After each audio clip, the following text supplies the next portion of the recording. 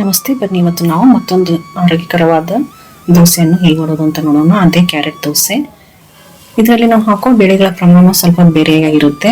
ಬನ್ನಿ ಹಾಗಾದ್ರೆ ನೋಡೋಣ ಇದನ್ನು ಹೇಗೆ ಮಾಡೋದು ಅಂತ.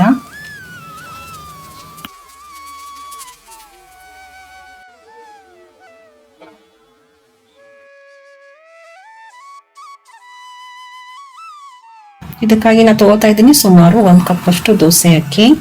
ಅದಕ್ಕೆ 2 ಟೇಬಲ್ ಸ್ಪೂನ್ ಅಷ್ಟು ಉದ್ದಿನ ಕಾಳು ಅಥವಾ ಉದ್ದಿನ ಬೇಳೆ ಮತ್ತು 1 ಟೇಬಲ್ ಸ್ಪೂನ್ ಅಷ್ಟು ಕಡಲೆಬೇಳೆ ಮತ್ತು 1 ಟೀ ಸ್ಪೂನ್ ಅಷ್ಟು ಮೆಂತೆ ಕಾಳನ್ನು ಹಾಕಿ ಸ್ವಚ್ಛವಾಗಿ 2-3 ಸರ್ತಿ ತೊಳ್ಕೊಂಬಿಡಿ. ಆಮೇಲೆ ತೊಳ್ಕೊಂಡಿರೋ ಇದೇ ಬೇಳೆಗೆ ಸುಮಾರು 1 ಕಪ್ ಅಷ್ಟು ಕಡಲೆಪುರಿಯನ್ನು ಹಾಕೊಂಡು ಇನ್ನೂ 1 ಸರ್ತಿ ತೊಳ್ಕೊಂಡ್ಬಿಟ್ಟು ಅದಕ್ಕೆ ನೆನೆಗೆ ಎಷ್ಟು ನೀರು ಬೇಕೋ ಅಷ್ಟು ನೀರನ್ನು ಹಾಕಿ 3 ರಿಂದ 4 ಗಂಟೆವರೆಗೂ ನೆನೆ ಬಿಟ್ಬಿಡಿ. ನೋಡಿ, ಈಗ 4 ಗಂಟೆ ನೆನೆದಾಗಿದೆ.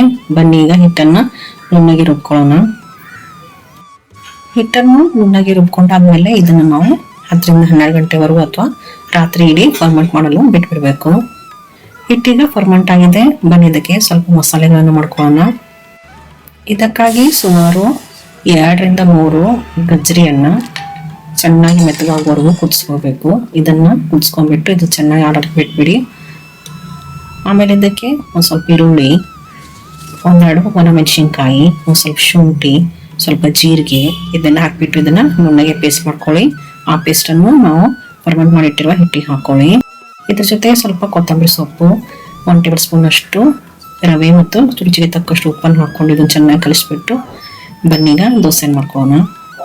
ಇದಕ್ಕಾಗಿ ಬಿಸಿ ತವಾಗೆ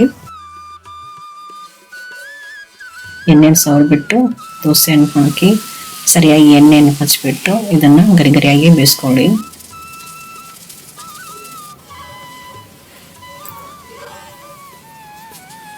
ನೋಡಿ, ಈಗ ನಮ್ದು ಕ್ಯಾರೆಟ್ ದೋಸೆ ತಯಾರಾಯ್ತು. ಇದನ್ನ ನೀವು ಕೊಬ್ಬರಿ ಚಟ್ನಿ ಜೊತೆಗೆ ಸರ್ವ್ ಮಾಡ್ಬೋದು.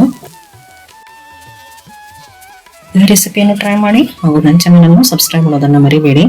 ಧನ್ಯವಾದಗಳು.